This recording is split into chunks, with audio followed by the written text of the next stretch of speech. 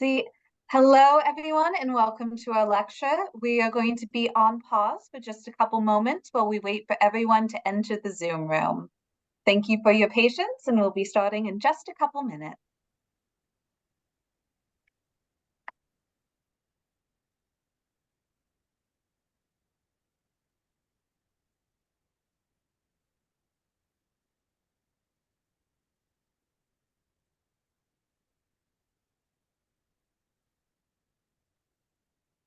Recording in progress.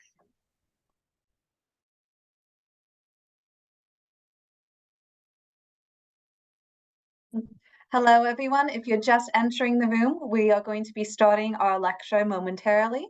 We're waiting a couple minutes to allow everyone time to fully enter the Zoom.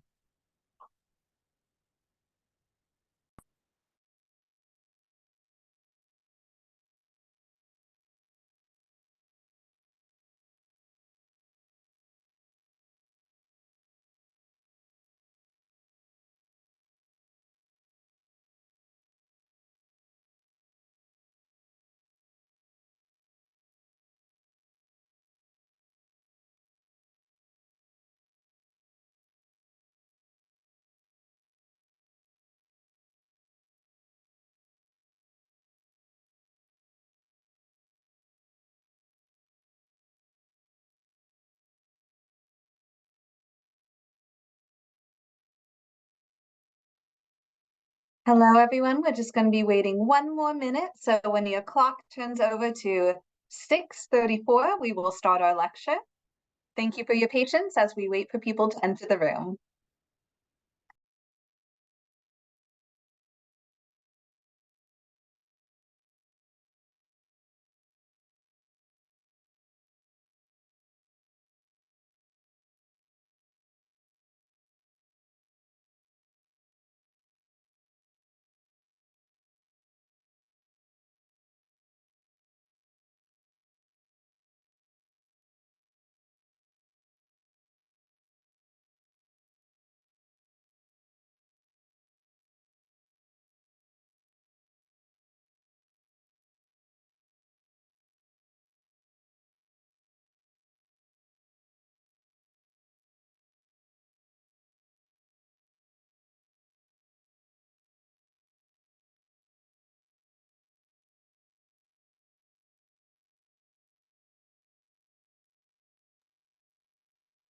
All right. Hello, everyone, and welcome to our webinar. Thank you for joining us for tonight's lecture. This lecture is put on in association with the Greenwich Historical Society, along with NORSC, the Northern Slavery Collective, which is a group of museum professionals and academics dedicated to researching, interpreting the history of slavery in the North. We specialize in putting on demonstrations, lectures such as this, in providing resources for those in the museum field to tell this important history. So tonight we are joined by two amazing historians, Teresa Vega and Maisa Tisdale, both of whom we have worked with before for similar lectures. So thank you so much, ladies, for coming back and joining us. Teresa Vega has dedicated nearly 2 decades to researching her family history and genealogy.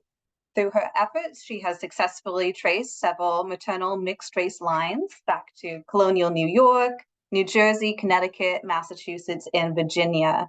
Teresa has her academic background in anthropology and Asian studies from Baldwin College, where she served as an adjunct professor, and CUNY Graduate School in the University Center. She has a wonderful blog, which I encourage you all to check out, called Radiant Roots, where she explores her history and family lineage. She is also part of the African-American Historical and Genealogical Society and was a former panelist for YouTube's Black Pro Gen Live group, which is another genealogy group, and has worked with the Roots Project, PBS's Finding Your Roots. Maisa Tisdale is an advocate for the Mary and Eliza Freeman Center. She is their executive director and founded the center back in 2009. Over the past 10 years, she has focused on the restoration of the Freeman houses and helped build a safer and more historical community in Bridgeport's South End. She also has her background in African American and studies from Yale University and a BA in Asian studies. These are both amazing women who have a long list of accolades, and I'm so happy to have them here tonight to talk about the free Black communities of Fairfield County. So there are going to be 3 parts to our lecture tonight. First, we're going to have Teresa talk about Hangroot, which was a free Black community here in Greenwich. And I would like to take this moment to acknowledge that Greenwich is the traditional land of the Munsee Lenape people, some of whom you will be learning about tonight through Teresa's presentation. Then we'll be followed by Maisa, who is going to talk about Little Liberia and the Freeman Center, which was a free Black community found in Bridgeport. Thank you again for joining us for these amazing histories, and I'm going to turn our screen over to our friend and colleague, Teresa Vega. Hello, everybody. I'm going to share my screen. Let me go back and do this. Thank you, Heather, for the introduction. I'm happy to be back at the Greenwich Historical Society once again. I'm going to be talking about free Black and also Afro-Indigenous settlements that are in effect places of refuge, resistance, and resilience. My blog is radiantrootsbariquabranches.com. You can go back and read up. It's year 10 of my blog, so go back to 2013. First blog post will be me introducing my cousin Andrea, who is my right hand in terms of doing this research. I thought I would start out by discussing my roots in Greenwich, but I want to direct people back to the fact that today's borders are not yesterday's borders. So when my folks were there, you're talking late 1600s, early 1700s. Borders are not fixed yet. They're larger territories. So you have to be mindful of that when you go back and you start researching. But my ancestry can be traced back to 2 families, the Thompson line. These are my second great grandparents. Laura Thompson's line is from Newark, but also from Bergen County, Orange County, the Tappan Patton. And George Green's family is from Connecticut. And those 2, my second great grandparents, when they married, it was the unification of 2 early Black abolitionist families who were also Afro-Indigenous. I'm going to start off because I need to show people what an Afro-Indigenous person looks like so you can understand when I speak about issues of paper genocide, of an Indigenous identity being hidden due to policies related to settler colonialism. This person here you're seeing is Sarah Frances Rogers. She is my second cousin, 3 times removed. She was born in the Stockbridge Reservation. Her mother's line is Ramapo Lenape all the way. And her mother relocated to the Stockbridge, Munsee Stockbridge Reservation. So again, you're looking at people who phenotypically, if you're looking at them, you would say they're Black. Culturally, they're Indigenous. And this is where a lot of history becomes erased. Places of refuge. I'm going to speak about, you'll see in the following in my family, there are lots of places of refuge around Greenwich and Westchester. You're talking Hangroot, the Hills, Ethiopia, which came before Little Liberia, Peekskill. And then we have so many communities in the old Tappan Patent, Orangetown, Nyack, Skunk Hollow, a lot of places in the Ramapo Mountains. Dutchess County, we have Freemanville. We also have a place that is an extension of Greenwich called Nine Partners. Baxterville, New Guinea, Oaktown, Poughkeepsie. Newburgh, which takes us into Ulster and Columbia Green counties. And we are also heavily invested in the Timbuktu, Adirondacks, Petersburg Mountains. When we consider Hangroot, this is a community that isn't, it's an integrated community, but an integrated community where you have a lot of people of African and indigenous descent living. So the northern boundary would be, I think, Claps Ridge Road. Southern boundary would be Glenville. Eastern boundary would be Lake Avenue. And the western boundary, I believe, is Pexland. Now, one of the things people do not understand is that when you talk about the state of free blacks, people have this idea that it's a brand new day in the whiz, that, you know, they're free and therefore the nuclear family's intact and it's hunky-dory. No, it isn't.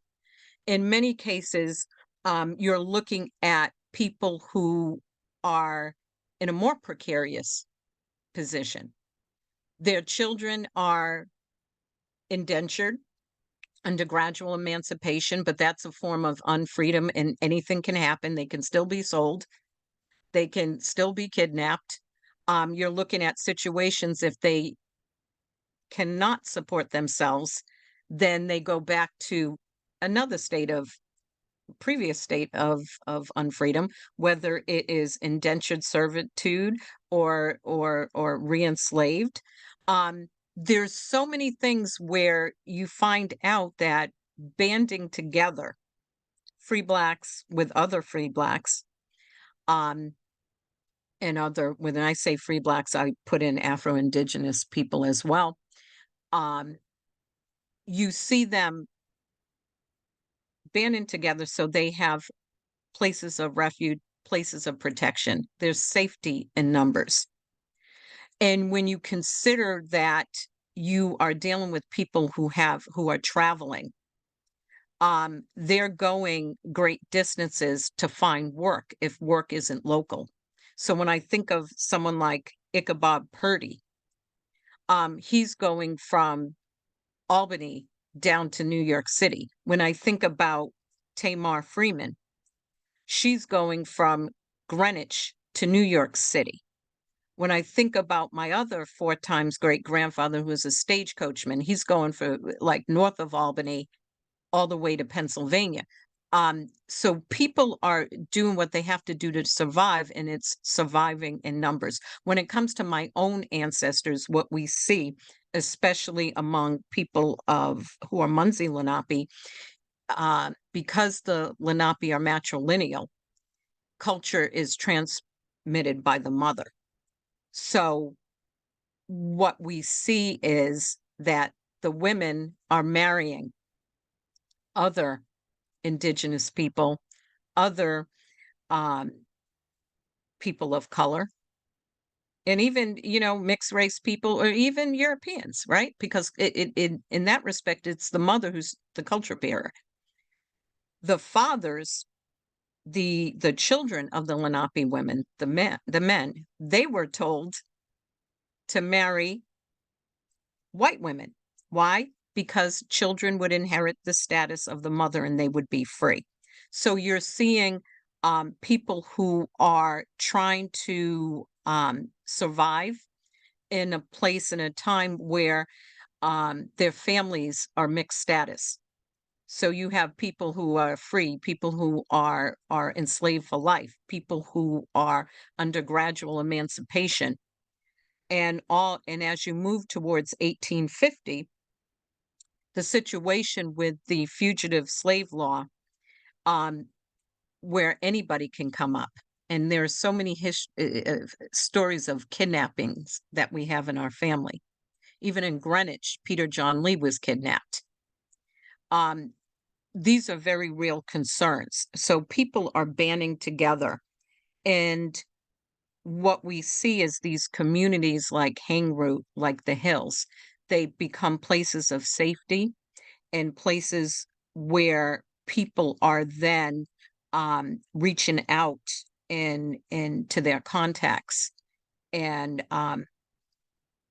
basically starting the Underground Railroad.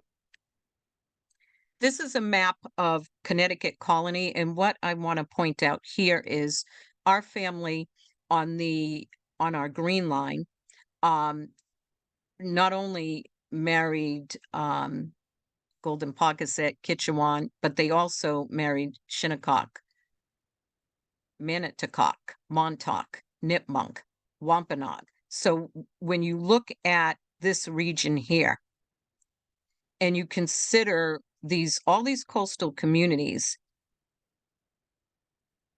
their wealth was built on shipping, on whaling, on the West Indies trade, on the slave trade, on the New York to Madagascar slave trade.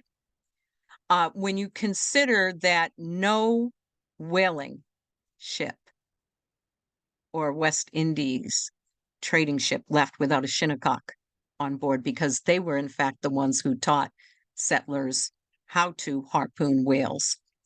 The Shinnecock also have a history of transporting enslaved African and Native people across the Sound. And when the Hudson River is here, the Connecticut River is here. Sarah, who we opened with, if you follow the Connecticut River, you're going to end up in the Berkshires. So people are moving from here, especially in the Revolutionary War period, where people are moving back and forth. They're also coming and looping around and going back up. And when you consider that Vermont was settled by Connecticut folks,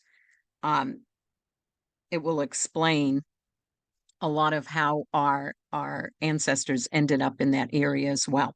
So here's a map of Orange County.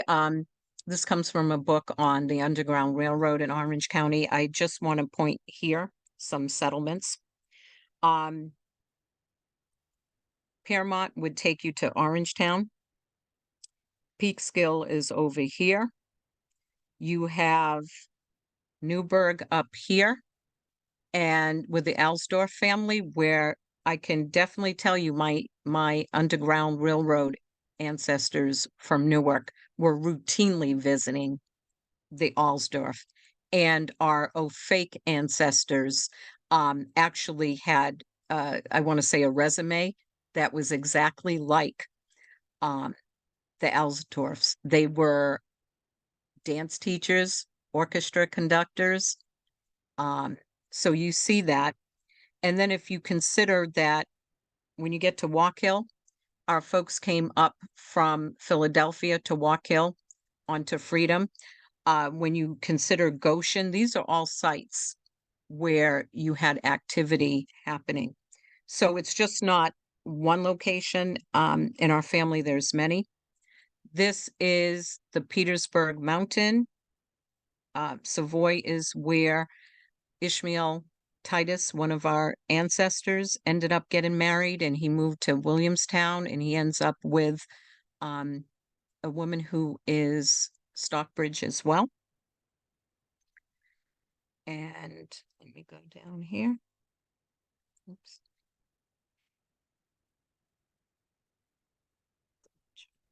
This slide.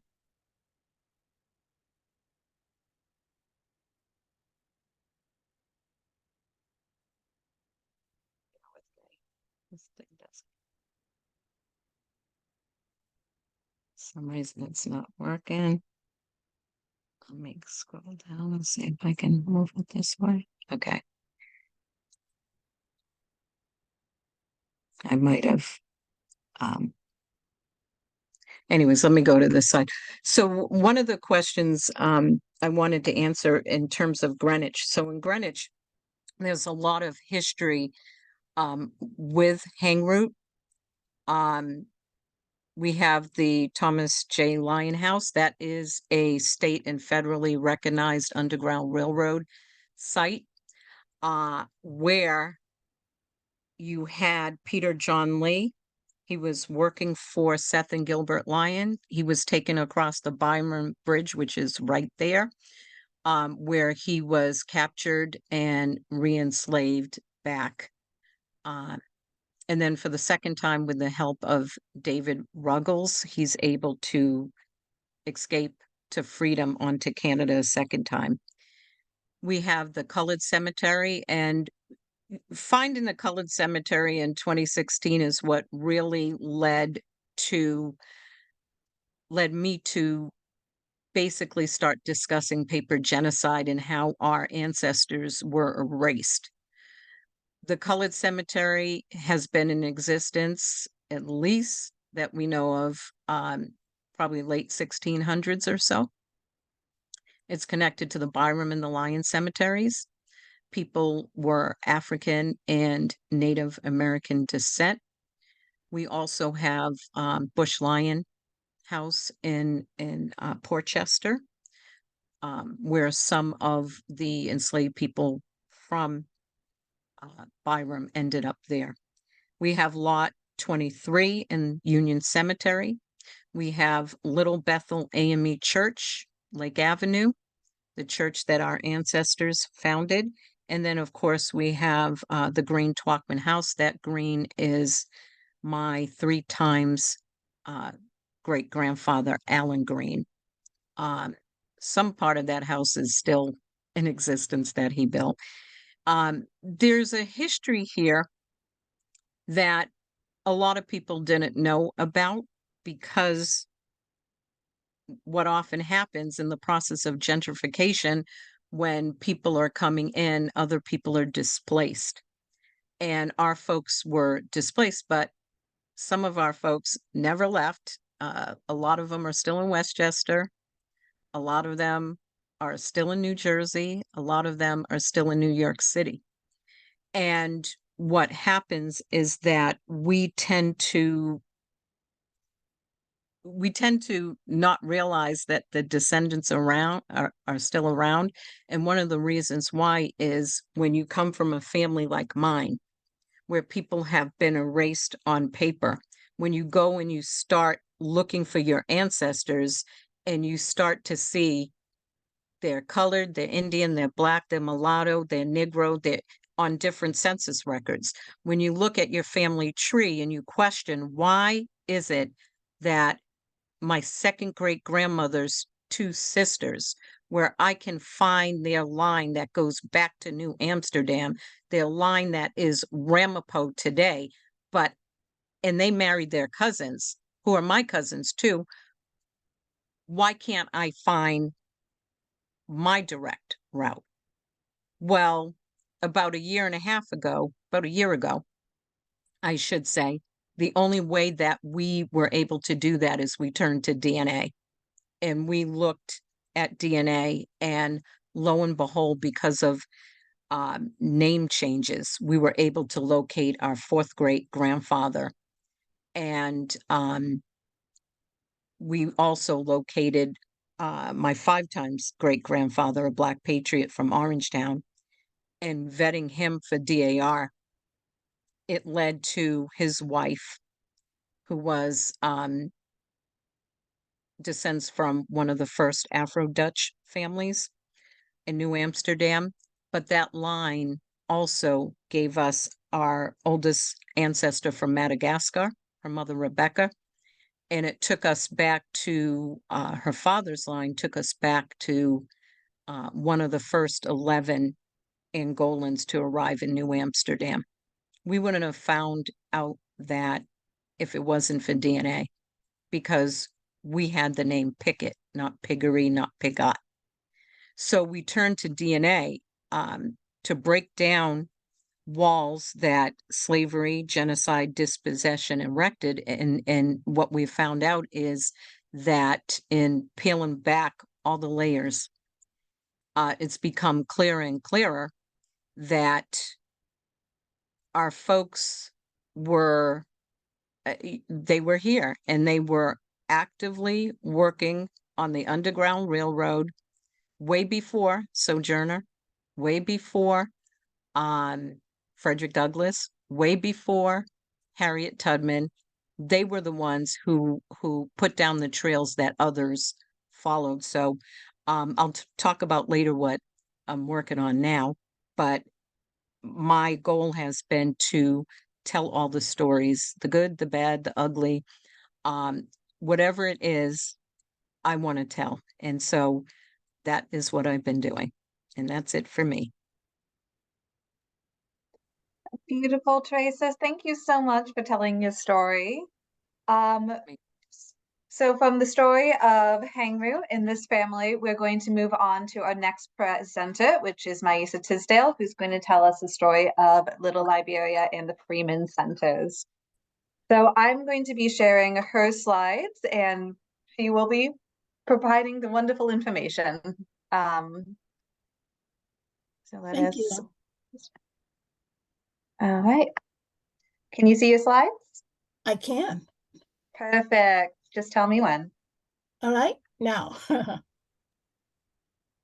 So my name is Maisa Tisdale, and I'm the president of the Mary Eliza Freeman Center. And I spoke to this audience before, and so I wanted to approach the topic a little bit differently than I had last time I spoke. It's our role at the Freeman Center to tell the story of these people who were part of this settlement that was originally called Ethiop, or referred to as Ethiop in some documents, and then later called Liberia, not Little Liberia, but just Liberia. Later on, looking at the settlement with eyes, in the 20th century, and when there was a big Liberia, they began to call it Little Liberia. So one of the things I want to talk about today, I come to this as just a person who loves history and local history, as a person also who is a historic preservationist. And it just so happened that this story popped up in the city of Bridgeport. And what I want to talk about today is why this story, why African-American historic preservation, why it's important also to talk about these settlements and to save the buildings that bear witness to this past. I want to talk about why that's hard. I also want to talk about what you can do and why it's important to do something. Next. All right, so first of all, here's Bridgeport. It's in the southern part of the state, right on the water, as you can see, right on the Long Island Sound. Next. And that's the south end of Bridgeport, where Little Liberia was. Next. There it is again. Next. And this man is a superhero. You might not think he looks like a superhero, but this is Charles Brillvich. And but for Charles Brillvich, this story of this settlement would have remained hidden from modern memory. It was forgotten. And so let's talk a little bit about how this story was recovered and how serendipitous it can be, and why we're trying to build an institution that doesn't forget these stories anymore. Next. So Charles Brillvich, back in the 1980s, was working, actually before that, was working on a project that was meant to revitalize Bridgeport. He brought to this project, his expertise as an architectural historian. And so the group of people who were looking for different ways to rebuild Bridgeport and revitalize it were looking at cultural assets and different kinds of ways that to attract people and investment to the city. So Charles set out walking neighborhood by neighborhood to see what cultural assets were in place.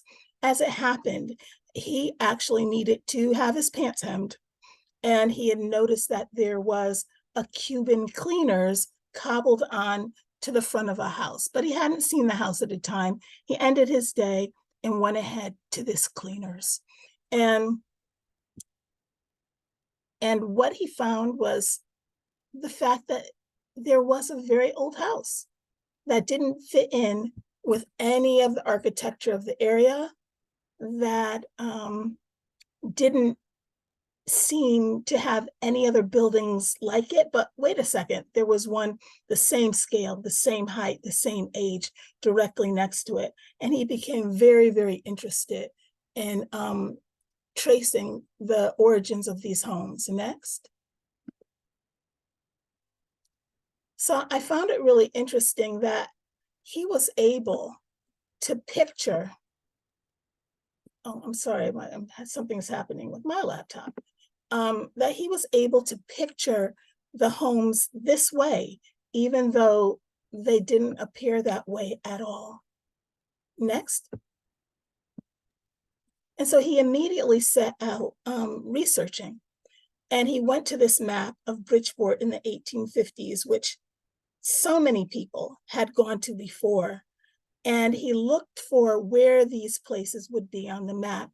The settlement, as it turned out, was very far to the south and right on the water. Next. He went to this map because this map of all maps listed the names of all of the residents next to their properties. So owners and their properties were paired with names, and he thought for sure that he would find the names of the owners. Next. And what he found was that on this portion of the map, he didn't find that at all. He just found black boxes with no names next to them. But there was a telltale sign. There were two boxes that were labeled as churches. One bore the name North African Church, and the other bore the name South African Church. And this sent Charles to the library, to archives, to City Hall, looking through deeds to try to figure out what was going on in this community. Next. So this is what the community looked like at the time, although there was a huge housing project on that lot that appears empty right now. And so there wasn't anything that could really give him clues but for his research. Next one. And he painstakingly worked almost a year just to figure out who owned these houses and how they were laid out on the grid. Next. Later on, an architect created this flyer. And so this talks about the precarious nature of settlements, or evidence of settlements of people of color. We had to fight. All of us had to come together to fight to have these houses saved from demolition by the city of Bridgeport.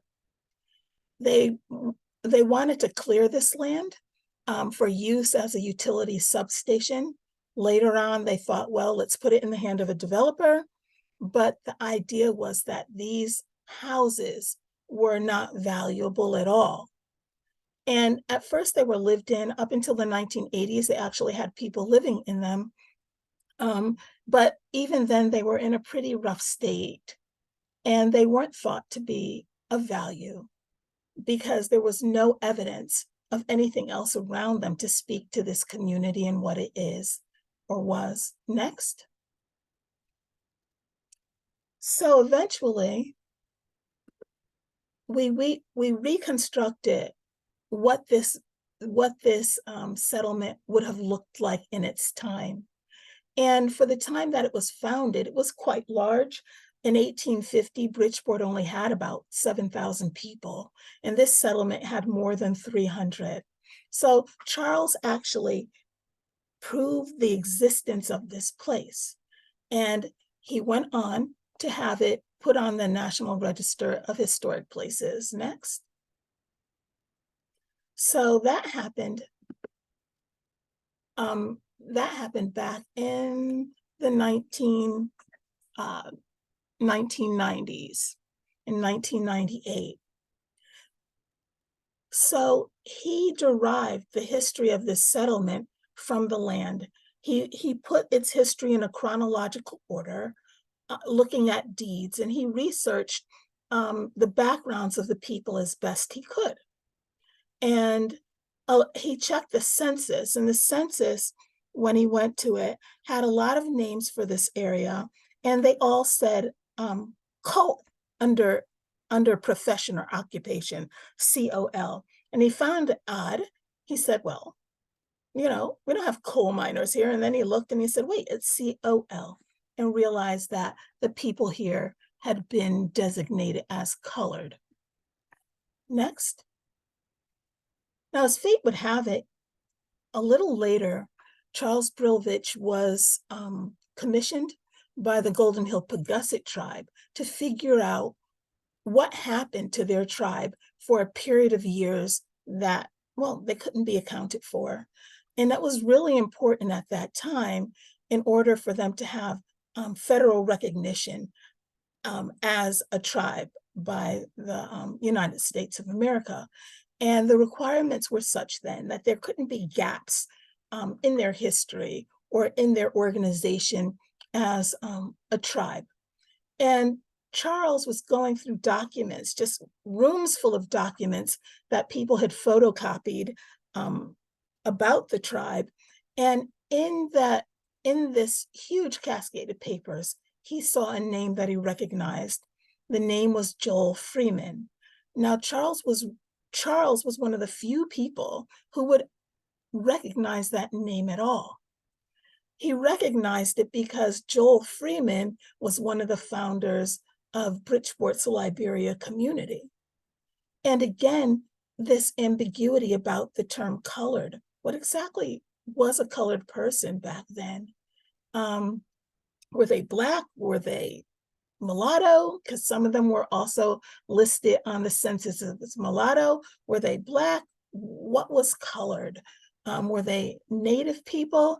It was very hard to tell.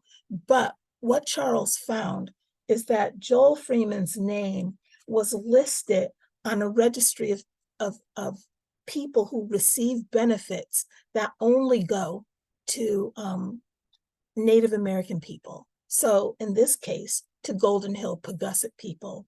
And he put two and two together and realized that he wasn't just looking at a community that was made up of Black people or even made up of just Native people, but made up of people who had Afro-Indigenous backgrounds.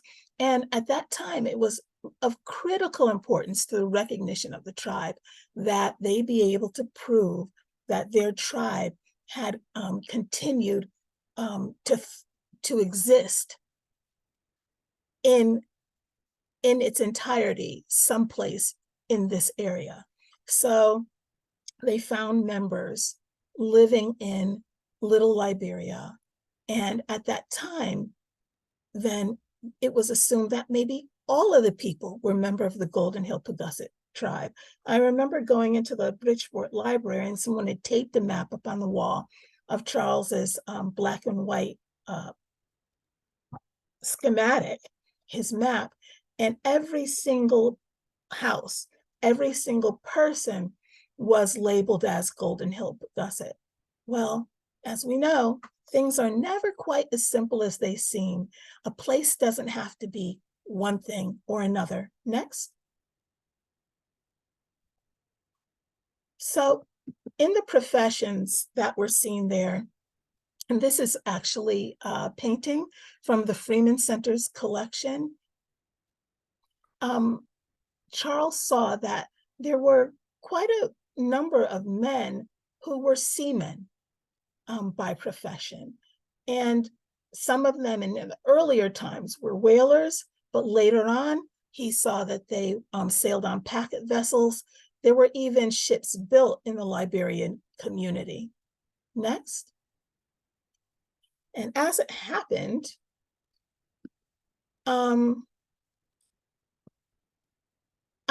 looked through Charles's research, and I was aware of it for a very long time because I used to go to the Bridgeport Library with my mother, and we would trace our family tree. And there was a librarian there at the time named Gilbert Davis, and he was telling us about all of the wonderful things that Charles Brilvich was finding out. And we were there looking at information about our family. Later on, I served as a deckhand on a tall ship on the Ernestino. That's the Ernestino. Next. And it happened that a good friend of the captain's, who was Daniel Dawson Moreland, was a man named Jeff Bolster, who also hails from Connecticut. And Jeff's dissertation, which later became the book Blackjacks, was about African-American seamen in the Age of Sail.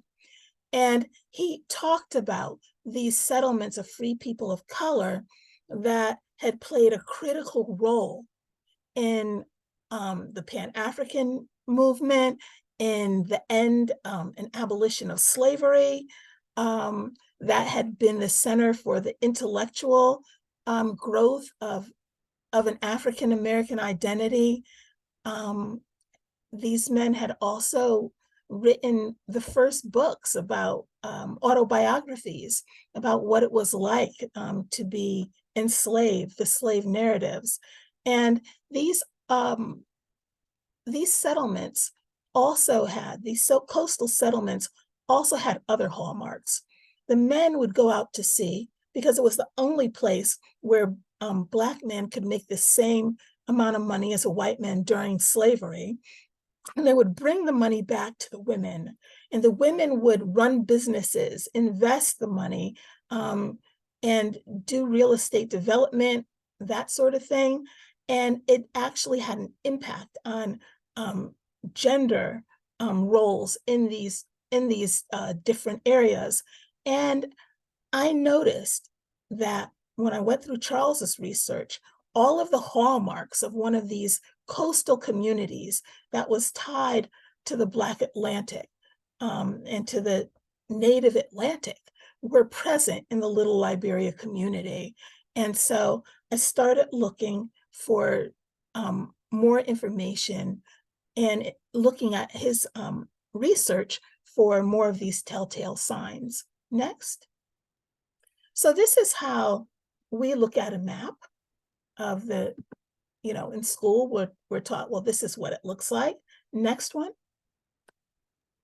This is how the people of the Black Atlantic viewed the map. These free people of color, Black and Native, who sailed the Atlantic, and they used the same routes that were used for enslavement in order to generate both philosophies and economies for free people of color. Next.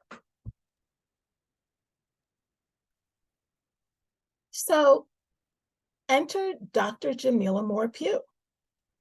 And she confirmed for us that this was in fact one of these communities. Next. Her dissertation, which is 800 pages long, was called Digitally Mapping the Black Atlantic, Spatial Imagination in the Politics of Reappropriation Between Liberia and the US. And what she was looking at are any places that have the place name Liberia, and she was wondering if they were connected either physically or philosophically by concepts of freedom, and how these concepts of freedom shaped the landscapes that they built on land that was unwanted, basically, by whites. That was the worst land generally. And she contacted me when she was working on this as a student. She wasn't a PhD yet. And she said, I understand that you have a Liberia community in Bridgeport. Is there any evidence of it above ground? So first of all, I was shocked that she said a Liberia community, which meant there were more. And then she asked if we had anything above ground, which made me understand that most of these communities that tell these stories have been wiped out. Next.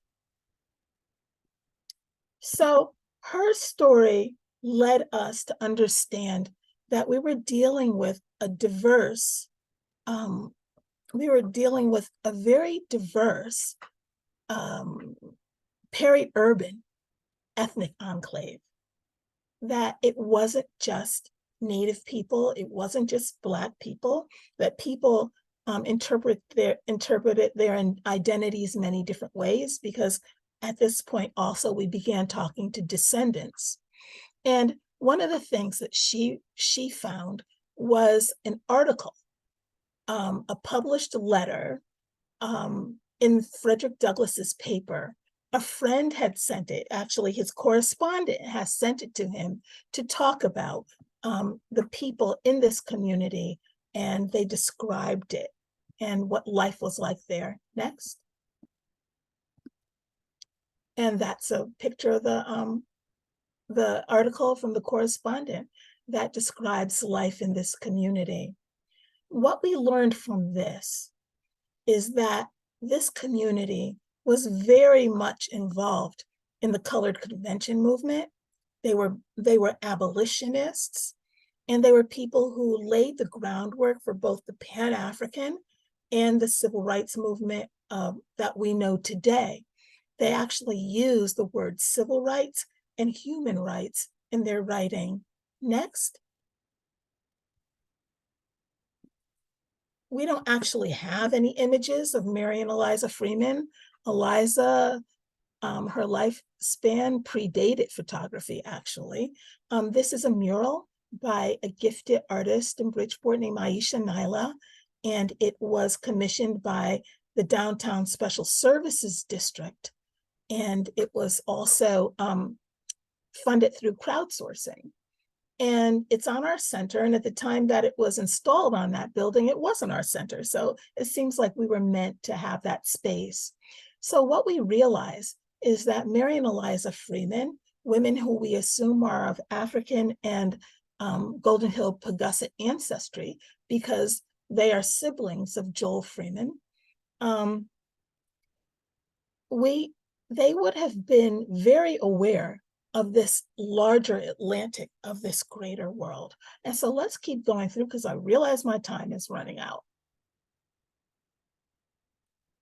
So these are just images that we commissioned that depict scenes from the Frederick Douglass letter. Next. Next. So this is these are the minutes of the colored convention, of which it turns out that Little Liberia had a really strong delegation. Next. And that's an image of what these conventions looked like. Next. They also served in the Civil War. Next. And Lewis Latimer also lived in this community. Next. And this just speaks to a large conference that many were part of the movement, and this conference took place in London. Next. And so the houses for us, when they're restored, they'll look like this, but they're emblems for us of so much more. And we decided, we are inspired to actually be caretakers, stewards of the 15-block area of Little Liberia. Next. The houses are extremely significant. They're considered rare survivals because they stand on their original foundations, and they're still made with the original materials. Next. And next.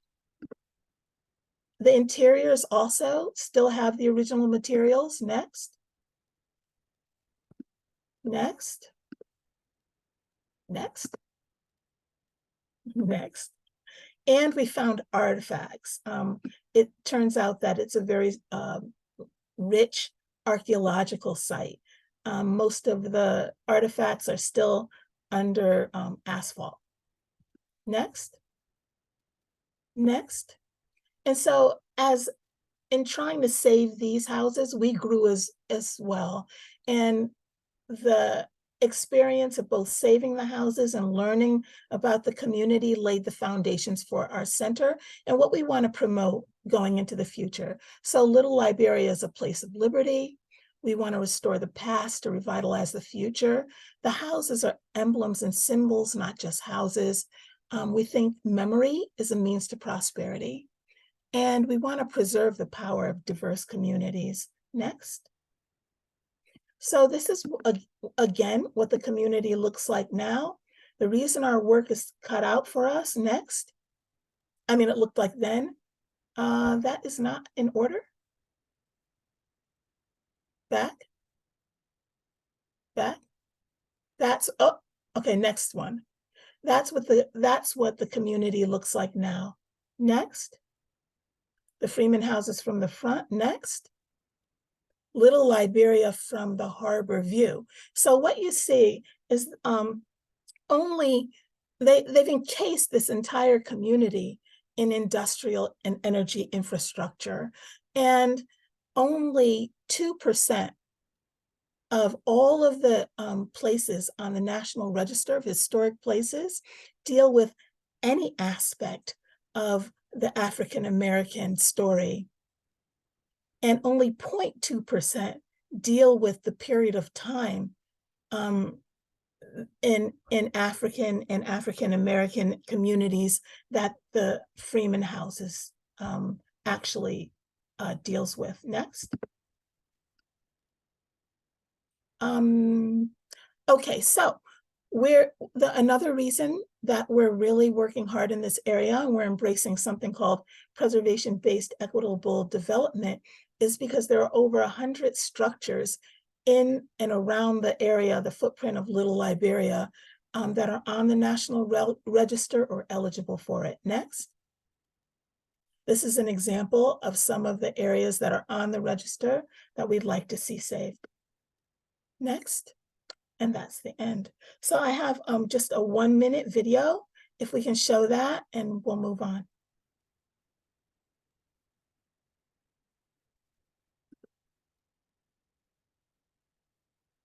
To see the Freeman houses from above, nestled in the south neighborhood of Bridgeport, is to experience the enormity of the industrial, economic, and environmental forces acting on them over generations. Yet they stand in resolute insistence.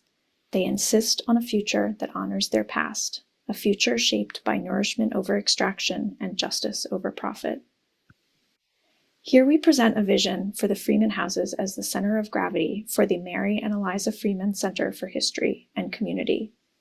The center, built on the footprints of the original Little Liberia structures and designed into a floodable landscape, will anchor the growth of a mixed-use development in conversation with Seaside Village and the neighboring cottages.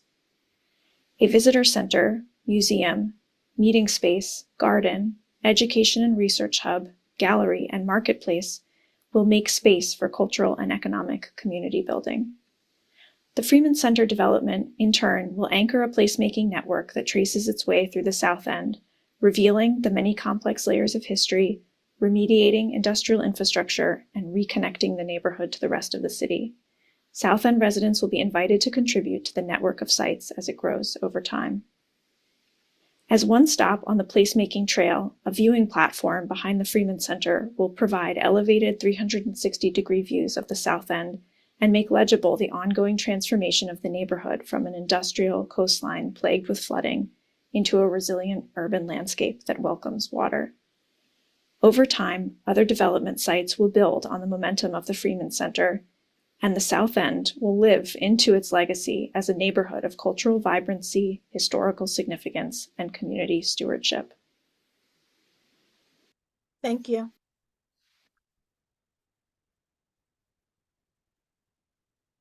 That was beautiful, Maisa.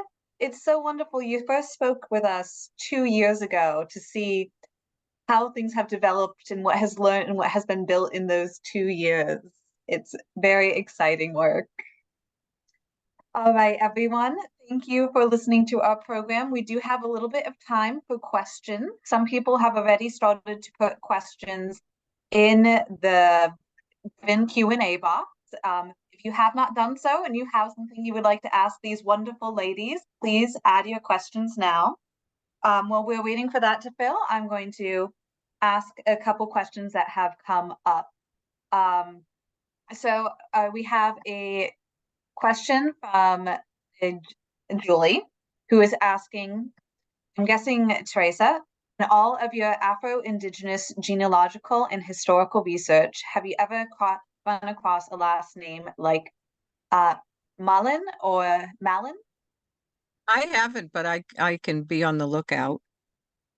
Yeah, there's a lot of names out there. Yeah, there are. And I wanted to respond to Maisa, because one of the things we recently found out is we DNA tested a descendant of my 4 times great grandfather, Anthony Green. And one of the good things about DNA testing, and trust me, I teach on this, and there's all sorts of issues with Indigenous people, but his results came back with the surname Freeman, and it's Golden Pogosset all the way, because we also match people who today are considered Golden Pogosset, and historically were so as well, which means that given the overwhelming Lion Green, Merritt, Purdy Brown, et cetera, all founding families of Greenwich and Westchester, that it's coming from his mother. And so we'll, as soon as we have no way to test the mother, but it's clearly coming from that side, which would make sense, given the nature of slavery at that time. So I can't really comment on that. Freeman was a really, really common name in that period of time. And in Little Liberia itself, there were different families named Freeman. I'm aware of that. Yeah, I'm aware of that. But I'm just saying that that were unrelated. We also know that we know a lot more about where people came from. And that's the beauty of this community, is that you had people who came from different tribes, came from different lands, came from the Caribbean, came up from the South, and they all came together to put together a community that would give them all opportunity and security and safety. And that's the beauty of this community, is that you had all of these different people come together. The whole issue of you're correct with the Freeman name. We're aware some people took that name, but in both of our families, it's actually a surname, not a name that someone. I just want to make that clear, right? Because a lot of people don't realize that our surnames are surnames. They're not one that someone took on. That's just for clarification. Right. Julie, I also wanted to say that what I meant to say, in terms of one of the first 11, I descend from Manuel de Gerrit de Reis, and he's one of the first 11 Angolans, 1626. Related to that, so one of our Norse colleagues, Lavada, has put into the chat that there is a new research on the arrival of the first 22 or 11 men enslaved in New Netherlands, published this summer by Dr. Jap Jacob of the New York Historical Journal, that might be of interest to many here tonight. So another question coming up is, how rare are still standing houses owned by formerly enslaved people? And how do we protect them? So yeah, they're quite rare. Of course, in their time, there were many of them, but most of the houses were in areas that later became our greater cities, our largest cities. So they were taken down. Also, many of them became homes of others who moved into the area and gentrified them. But there were large Black communities throughout the major cities that, if they weren't mowed down in the 1800s and the early 1900s, they were taken down during times of urban renewal. So they should be protected, and they should all be considered endangered. And the reason why the Freeman houses are considered rare survivals is, first of all, because there is a great deal of research done. So there's historical research that talks about how they came to be. They are the original houses on their original foundations. The materials are still the same. And also because there are artifacts buried around the houses and in their yards that tell the story of this antebellum northern community.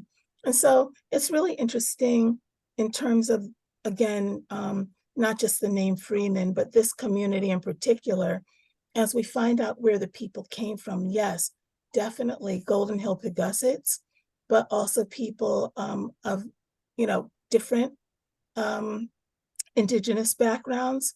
We find that people came to Little Liberia from Weeksville in New York.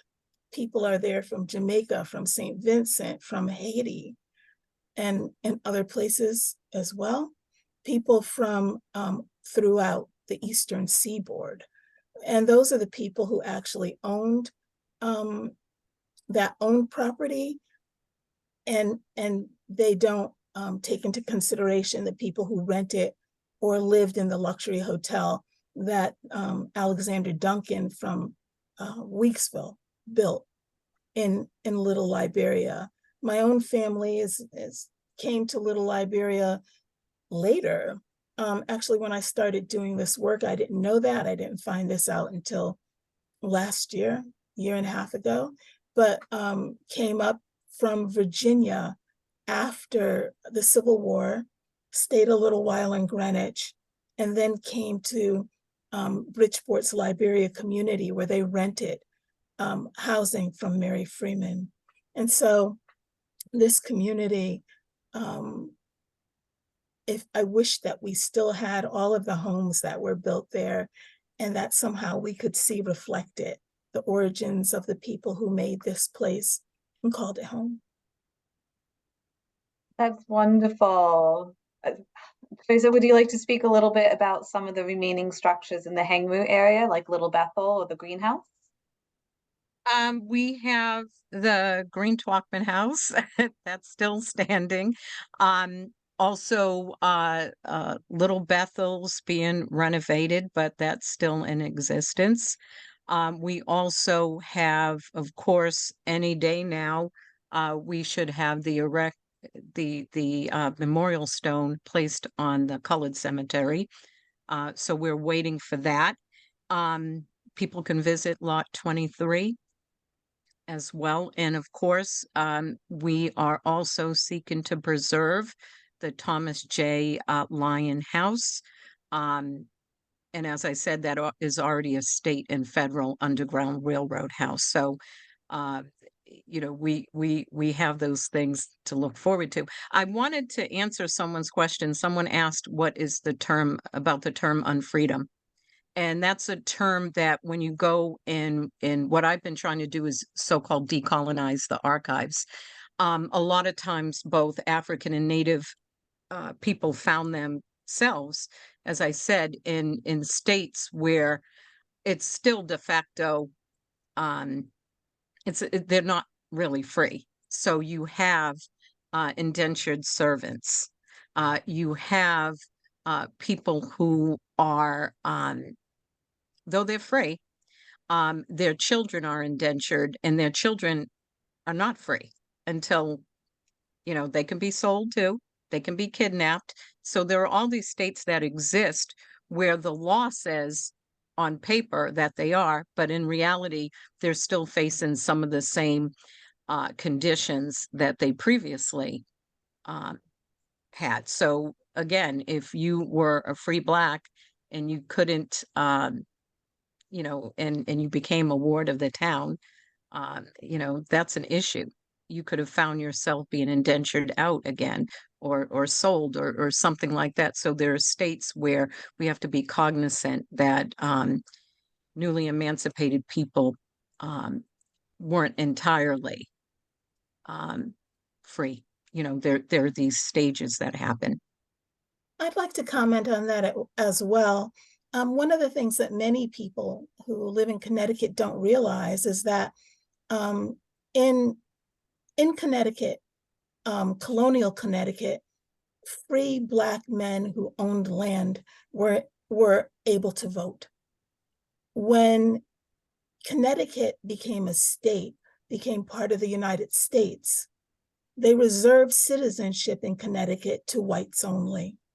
So actually, some people who had voted and been free during colonial times, they were disenfranchised and they lost a lot of rights when the Declaration of Independence came into being. And it's especially ironic because many of these men fought in the Revolution to bring about the United States. So we see that during the colored convention movement that started in the 1830s, you see these Black men fighting really hard to get the right to vote. And they're commenting very eloquently on how this nation, how the state had let them down. And we see them going to meetings, and they're part of this nationwide network of free people of color that founded the Underground Railroad and supported it with the help of white allies. So Little Liberia was a meeting place. It was a place where these people all, where an influential cluster of people lived in this area, and they really fought to give the rights back to both Indigenous, Black, everyone. And then later on, they advocated on behalf of women having the right to vote. And Bridgeport's Liberia community was, in fact, an Underground Railroad destination settlement as well. And the railroad worked by sea and with the help of the different Indigenous people in the area as well. And so you saw these people come together to fight for the right to vote and for freedom. I want to say something because you just reminded me, getting back to my New Jersey Underground Railroad roots, I want to make it clear that women, not only men, my ancestors were writing in the Colored American about losing the right to vote. They had the right to vote, and women in New Jersey had the right to vote up until 1807. And then when you get into New York, again, you had to own, people had the right to vote, and then they had to own $250 worth of property to vote. And our folks were disenfranchised. And then, as I said earlier, Gerrit Smith, who is an ancestor of ours on the enslaver side, he actually gave 3,000 land grants to not only majority free Blacks, but also free whites that ended up in upstate New York. After 10 years or so, I finally got a copy of that book, and it's like the who's who in my family tree in terms of early Black abolitionists in 3 states. It's the who's who. And it's an incredible document because you can actually go back and see some of our folks who are on Long Island. They are all throughout Connecticut and, New York State. Maisa raised a point that I wanted to piggyback on, because we have this idea that because you were a patriot, that you automatically achieved freedom. I'm going to take you back, because one of the folks we have connected to our Madagascar line is a descendant of Ishmael Titus, a man who fought as a kid in the French and Indian War. He was 9 years old. He then is sold from Virginia to South Carolina to North Carolina, where he's told that if he substitutes for a year, that he would become free. He served for the duration of the war. And I wrote about, in my part 1 of the Black Loyalists in Fairfield County, I wrote about the similar situation Black patriots and Black Loyalists faced. We now know, going to the local history records, that he ended up coming back to New York, did a stint in New Rochelle.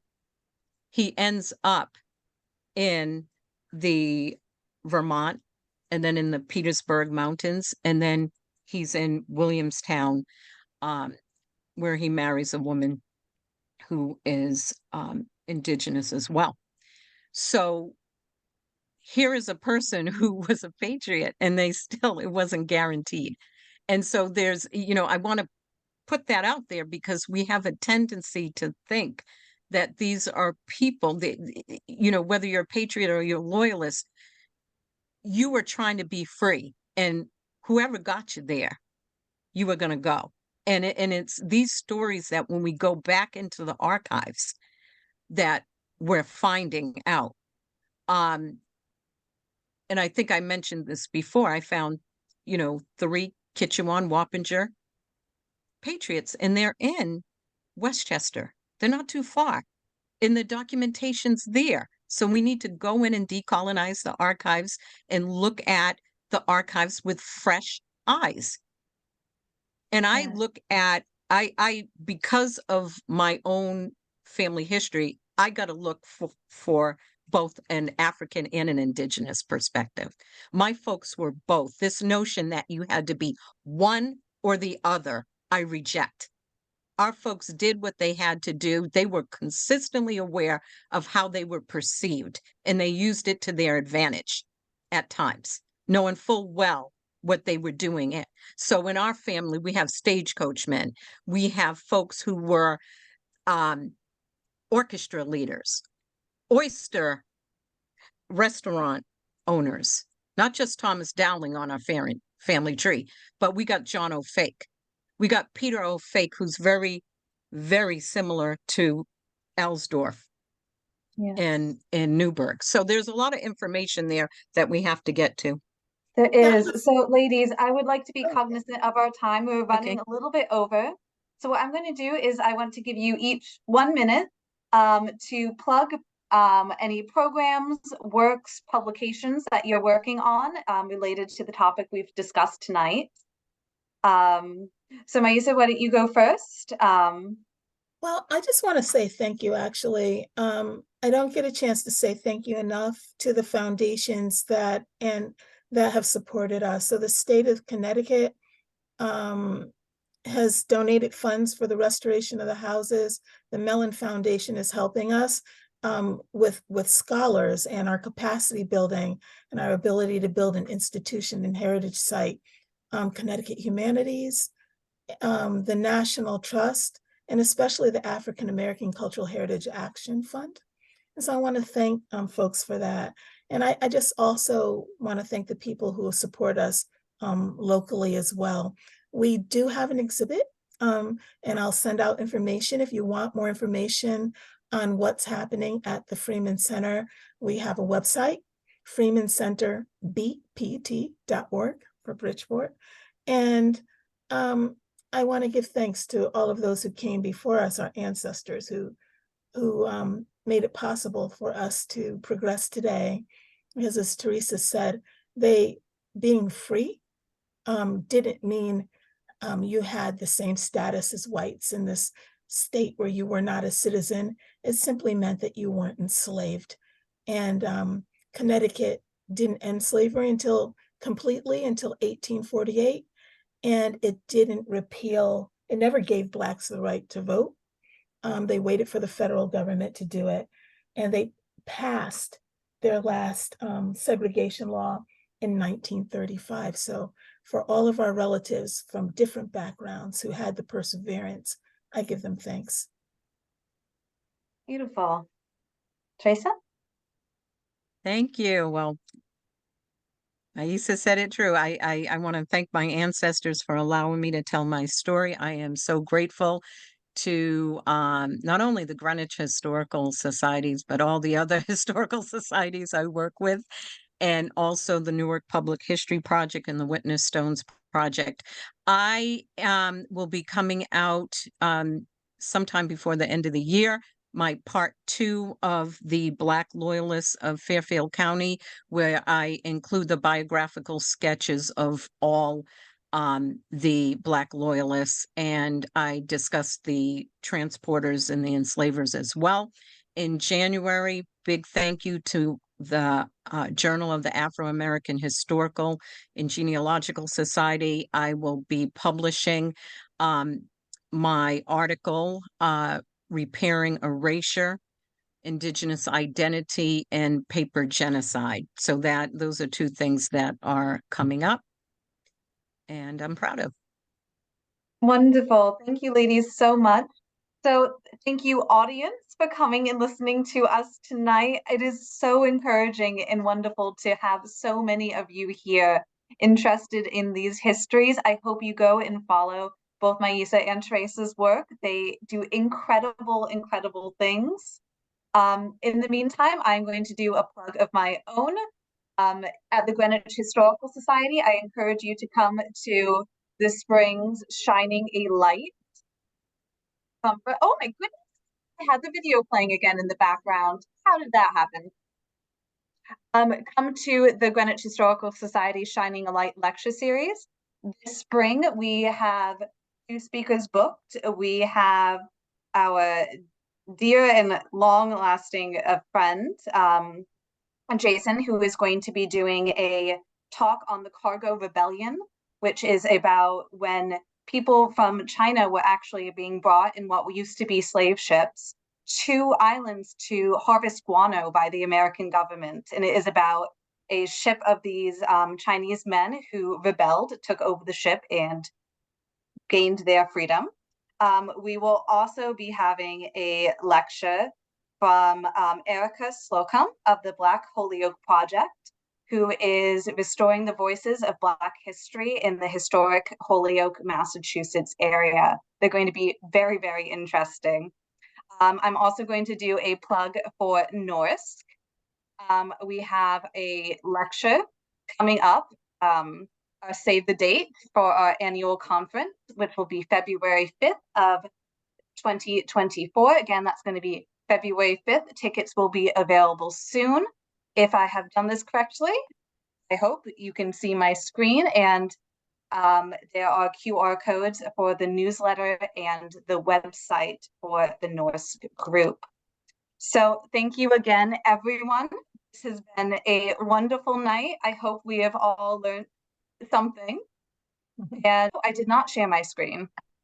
There we go. There's the screen for the Norse group. And you can follow those QR codes to learn more about our programming there. Thank you again for coming tonight. I hope to see everyone soon, and best wishes. Thank you for Goodbye, having friends. me.